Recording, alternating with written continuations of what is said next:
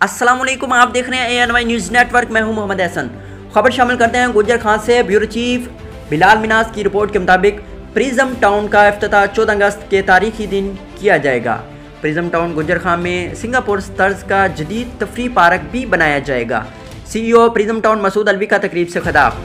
तफसीलात के मुताबिक प्रिज्म टाउन की तारफी तकरीब एक निजी मार्की में हुई, जिसमें सिविल सोसाइटी, असातिज़ा, वकला, ताजिर, उलमा इकराम, साहबी बरादरी की बड़ी तादाद ने शिरकत की। तहसील भर से रियल एस्टेट के नुमाइंदगान ने भी शिरकत की। गुज्जर खान में प्रिज्म टाउन की बुनियाद रखने वाले सियासी समाजी रहनुमा फ़रक सियाल ने कहा कि इस सोसाइटी के आगाज़ से सैकड़ों मकामी लोगों को रोज़गार मुयस्सर होगा। प्रिज्म टाउन के कंट्री हेड तारिक शाह ने अपने खिताब में कहा कि गुज्जर खान का वो प्यार कभी नहीं भूलेंगे। प्रिज्म टाउन के CEO मसूद अलवी ने कहा कि इंशाल्लाह वो 1.5 साल के अंदर डेवलपमेंट मुकम्मल करके प्लांट्स मालिकान के हवाले कर देंगे।